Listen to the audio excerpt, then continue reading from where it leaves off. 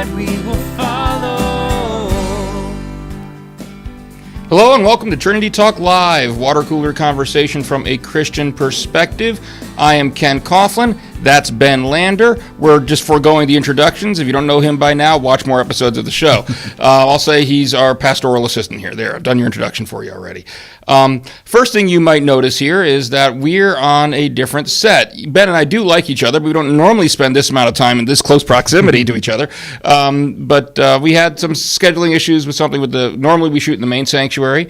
We had to move out of there for today's episode. So we're filming on, we got kind of gussied up the In the World set a little bit, but one thing with the In the World set is it's a lot tighter quarter, so that's why you see us here in a little bit different. We try to make it look as much like the Trinity Talk Live set as we could, but you are watching Trinity Talk Live, not In the World, just so you know. So what we decided we want to do today, what I decided, I don't know, Ben just kind of agreed to come along for the ride, yeah. Every now and then we'd like to throw out an episode out there just to see, how controversial we can get. And so, hey, what the heck? These are the ones that get views, right? No, seriously, this is a subject. And comments, yeah. And seriously, obviously, this is late October. It is Halloween season, and one of the big points of discussion, I think, within the Christian community this time of year is whether Christians should celebrate Halloween or not. And so we figured we would tackle that subject and, for whatever it's worth, give you our thoughts on it. I will say, and just in the interest of full disclosure right from the get-go, that Ben and I actually kind of do come down on the same side of this issue. But we are going to do our best to fairly represent both. Obviously, we'll give you our insights. You may agree with us, you may disagree with us, but we do want to try to be fair to both sides. And if you disagree with us, feel free, please comment. Write your comment in the comment section here on the YouTube channel. Get a discussion going there. That's perfectly fine. I think that's something maybe, hopefully, as long as it's all in the right spirit, as Christians should exhibit. Please be kind. Yeah, basically. He says it more bluntly than I do. Then we invite you all to please go ahead and engage in conversation about this. Agree with this, disagree with this, agree with each other, disagree with each other. But remember, we're all in this together. Pastor Jay says that sometimes, and every time he says that, I can't help but think of High School Musical. I know. All right, so on that note, we're going to move on to our topic of the week. Should Christians celebrate Halloween? And I'm going to start out by making the negative case, so to speak. I don't want to say I'm going to make it as much as I'm going to review and read from some quotes from some resources, some things that I found, some articles of people who are making that case and saying that no, Christians should not celebrate Halloween. And primarily, I'm going to be referring to, this is an article by Elliott Watson. Forgive me, I'm putting on my reading glasses because I printed out my notes in 12-point font, which my eyes do not like 12-point font. So, Elliott Watson is actually a freelance writer and contributor to CBN.com, the Christian Broadcasting Network. Now, I do want to make sure we're clear that on this article, it does indicate from the editor of the Christian Broadcasting Network that the views expressed in the article are the opinion of the author, meaning Elliott Watson, and do not necessarily reflect the views of the Christian Broadcasting Network. So I don't want to paint them with this brush. These are just the views of Elliott Watson. But I did think that for the most part, Mr. Watson gave a pretty good explanation of why people are opposed to Christians celebrating Halloween. And basically it boils down to origins. The origin of the holiday is felt to be pagan. Here's some of what Mr. Watson said. He said, the origins of Halloween are Celtic in tradition and have to do with observing the end of summer sacrifices to gods in Druidic tradition. In what is now Britain and France, it was the beginning of the Celtic year, and they believed Samhain, the lord of death, sent evil spirits abroad to attack humans, who could escape only by assuming disguises and looking like evil spirits themselves. Another article I found online mentioned that another way you could possibly escape was by giving treats, yeah. Basically. Now, maybe not the candy we have today, but giving apples or things like that. Yeah. Let's see. In the 4th century, Christians attempted to co-opt the holiday by celebrating the lives of faithful Christian saints the day before Halloween. And that may be, that's the first I heard. Obviously, today we have All Saints' Day is celebrated the day November after. 1st, right. But I'm not questioning Mr. Watson. He's the historian. He did the historical research more than I did, but he says it was the day before. Says this was a conscious attempt to provide an alternative and refocus the day away from ghouls, goblins, ghosts, witches, and other haunted experiences. He goes on to talk about modern-day Wicca. And he says, Halloween is a real sacred day for those who follow Wicca. In fact, it is one of 2 high and holy days for them. The Celtic belief of spirits being released is current, along with the worship of Samhain, the Lord of Death. Both are promoted as something to embrace on that day. Again, something else I picked up on another article that I saw talked about during the Roman Empire, there was a custom of eating or giving away fruit, especially apples, on Halloween. Probably a celebration of the Roman goddess Pomona, to whom gardens and orchards were dedicated. Since the annual feast of Pomona was held on November 1st, the relics of that observance became part of our Halloween celebration. For instance, the familiar tradition of dunking for apples. And I've got links in the show notes to both of these articles. You can read them in their entirety. But Mr. Watson concludes his piece with the following sentence, and I've got to say, in all candor, I was perfectly fine with everything Mr. Watson was saying up to this point. I thought it was very objective. But then this is the conclusion that he makes. He says, those who celebrate Halloween either are unaware of its roots or are intentionally promoting a world where evil is lauded and viewed as an ultimate power. Intentionally promoting evil. That struck me the wrong way. In the sense that I don't think that just because we have different views on whether or not Halloween should be celebrated, that we should go around and labeling other Christians as you're intentionally, meaning getting inside their head. This is what you're thinking, fellow Christian. You are intending to promote evil. What were your thoughts on some of what we've gone over there so far? Yeah, I think the whole discussion and kind of this all centers around this whole debate of form versus function. You know, if somebody is celebrating Halloween and to immediately jump to the conclusion that they're intentionally promoting evil, kind of glances over that whole concept of form versus function. What I mean by that is you look at something, a symbol today, you look at its form. Is the form itself evil, or is it the function that it serves that is evil? You look at, I'm going to go here, this is a controversial episode anyway, but like a swastika. The form itself was used prior to even the Nazis in World War II Germany. But we associate it so strongly now with the evils and the horrors of the Holocaust that it has become a symbol of evil. Am I going to go hang swastikas? No, I'm not going to go do that. But it goes back to the form versus function. To put a more Halloween spin on it, black cats. You know, black cats are kind of associated with witches and all of these things, and so that's kind of the function that they serve around this time of Halloween. But does that stop us from going to the pet store and picking out a black cat? No. That's just the form that it takes on. So we have to be mindful of the intent behind why we're doing something, and to just immediately assert that anybody who celebrates Halloween is either completely oblivious or they are intentionally promoting evil. It kind of misses that middle ground where we believe, I think, truth really lies in, where, judging of the heart. When somebody is celebrating Halloween, are they just celebrating a cultural tradition, or are they actually actively worshiping a pagan deity? Let me play, and I hate to use this phrase on this episode, but let me play devil's advocate. Right. Let me ask you about, like, the swastika example you just gave. Is it possible for a form that was previously used for something else to take on to become so inherently intertwined with a negative meaning that it really can't be used for anything other than that meaning anymore? And if so, is there an argument that Halloween has become intertwined with those pagan practices that it can't be separated? That's a good question. I think a lot of that has to do with culture, and culture is constantly shifting. So I would be hesitant to say that there's a point where something reaches that saturation point where it cannot be redeemed, for lack of a better term. You look at the cross. The same reverse happened. The cross in Roman culture was a symbol of death and punishment and ultimate humiliation. And Jesus' death and resurrection turned that symbol into what we use now as Christians, a symbol of life and victory and hope and peace. So I'd be hesitant to say that anything can reach that point where it cannot be redeemed and turned around and used. Again, it's a form, it's a cross, but it's always been God's plan to use that cross to bring about our salvation. And so God can use anything, I think, if we give it over to his hands to bring about his purpose. Well, and I'll say that for whatever 2 cents I've got on that I think that it's a matter of discernment of whatever the particular symbol is or particular item is and the cultural setting that you're in. We always want to be aware of our environment. It's kind of like if you're going out to if you're out at a restaurant with a recovering alcoholic, do you want to be drinking a whole bunch of alcohol in front of them? Right. And so there's always kind of some awareness of that.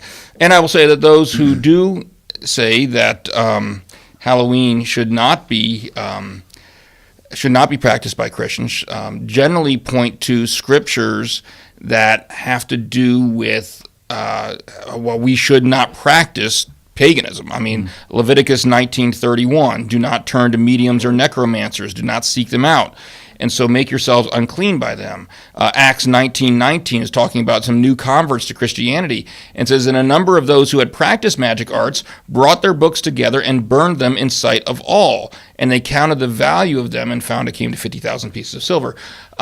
So I guess the question is, if we are going to, if someone does not think that or does not have a problem with Christians celebrating Halloween, then they'd have to respond to that objection. The objection is basically, well, when you're celebrating Halloween, you are essentially violating these scriptures. You're practicing pagan religions. Is that fair? Or if you're practicing or celebrating Halloween, are you practicing pagan religions?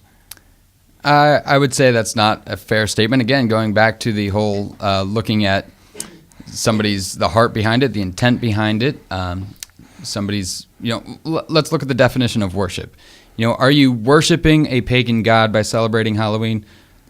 No, not unless you're actively going out. I think we have to look at what we mean by worship. So many times we see, and we kind of get this idea in Christianity it's been out there of, so many things in our world can become idols and idolatry. While that's true, and hear me when I say that, I believe this spiritual realm is true, and we should not get into necromancy and spiritism. I think unless a Christian is going out and holding seances and things like that, that's clearly something that we should avoid.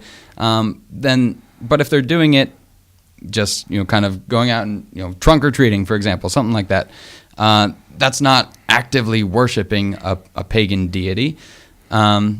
And going back to this whole, I kind of got on a tangent there about idolatry, and that goes back to form versus function. We look at so many things, and we're so scared or leery of things that could be idols that we kind of shut everything out. Okay, well that's good to maybe be better safe than sorry approach. But are there those things that kind of are just form versus function? For example, look at idolatry. Why in the Old Testament is the Old Testament prohibits the creation of graven images, right? So the Israelites were not supposed to create images of any kind. Well, again, there's form and function. That was to prevent them from worshiping those images. So why is there images of cherubim covering the Ark of the Covenant? Why are those images, which were made in the same fashion, why are those ones okay and instructed by God, whereas the golden calf that they ended up worshiping was bad, and they were punished for that? It's the function that they served, not their form. They were formed in the same way. They were smithed with metal and put together in the image of something, cherubim or a calf, but the function was that they were worshiping Yahweh or they were worshiping Baal or other gods. Yeah, and that when we were kind of first talking about doing this episode, we both you showed me an episode of Lutheran Satire, which is a neat little YouTube channel out there. But they have one. It's called Halloween, How Do We Celebrate? And it's an exchange between two folks. And I'm not going to, again, there'll be a link in the show notes to the actual episode.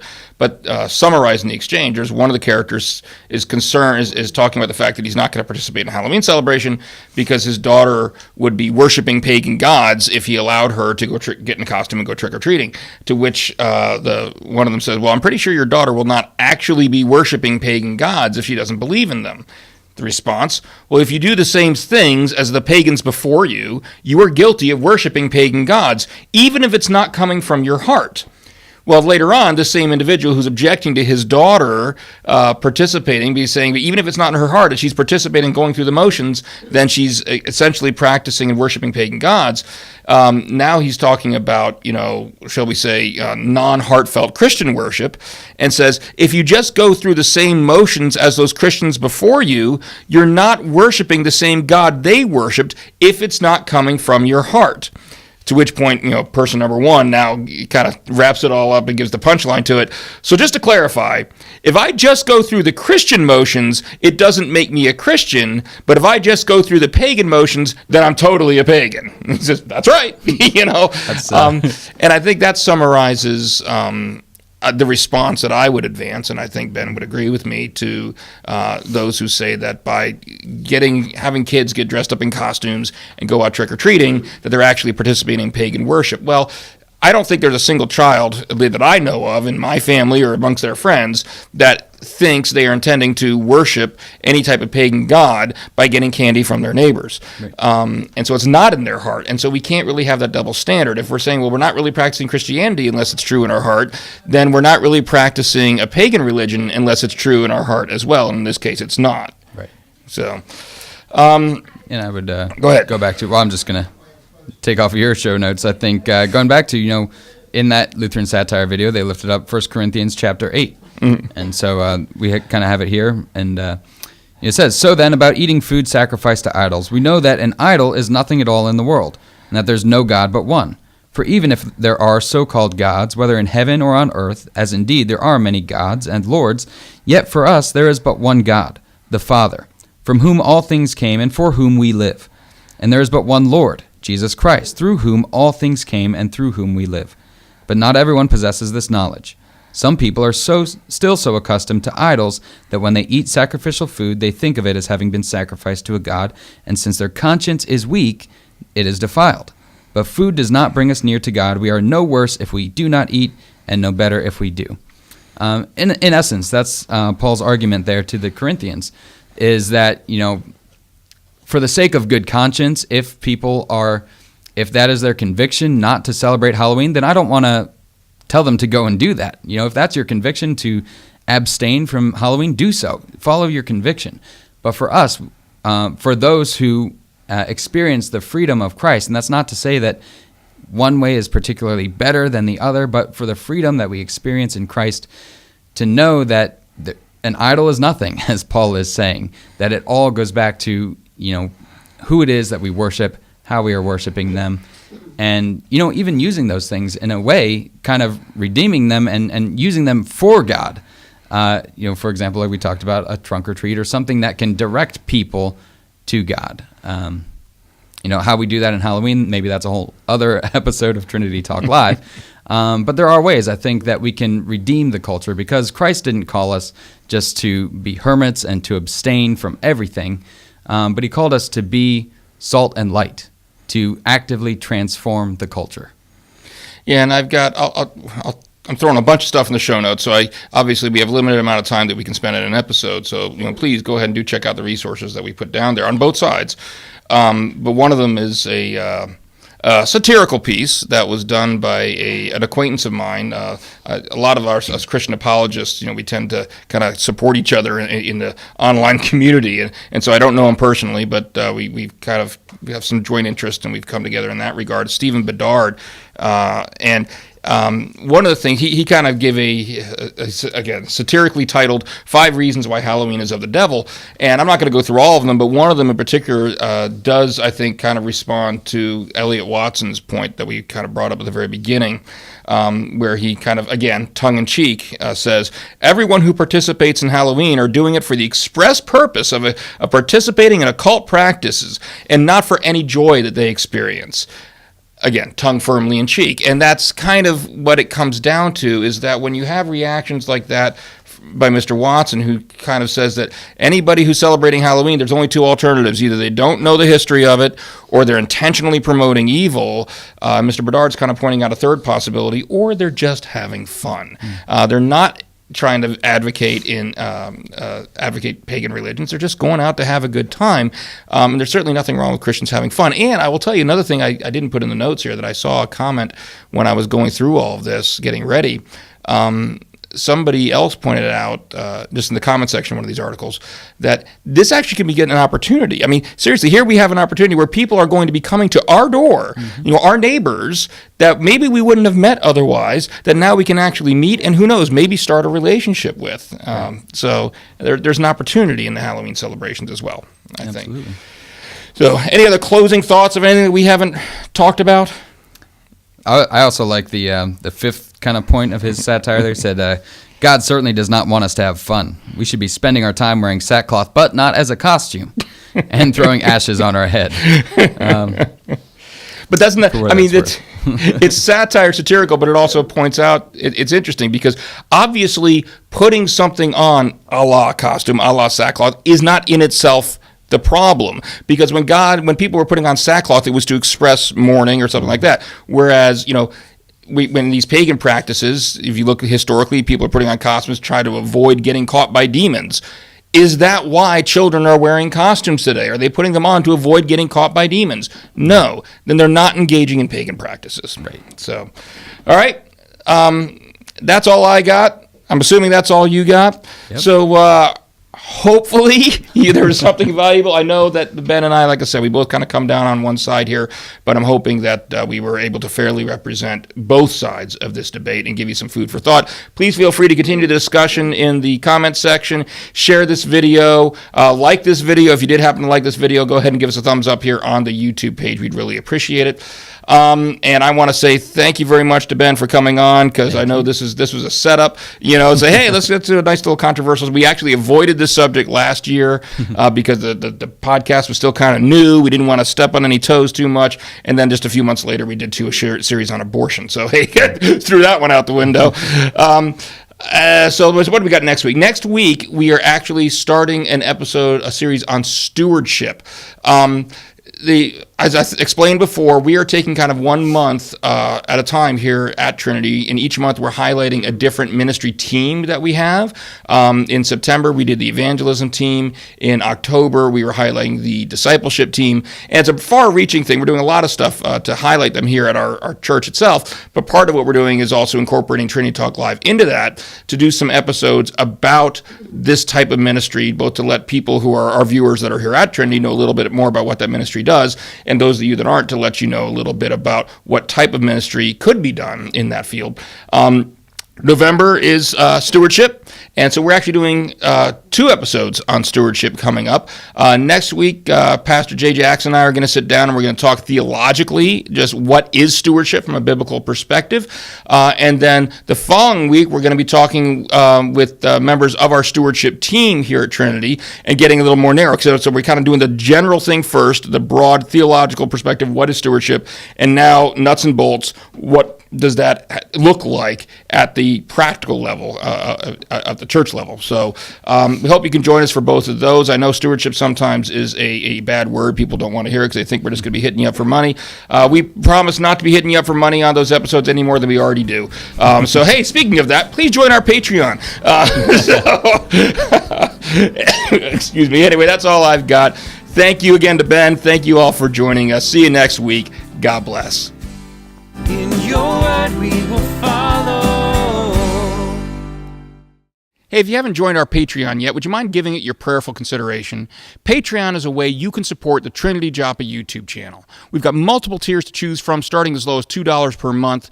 Visit www.patreon.com/TrinityJoppa for all the details. Thank you. God bless.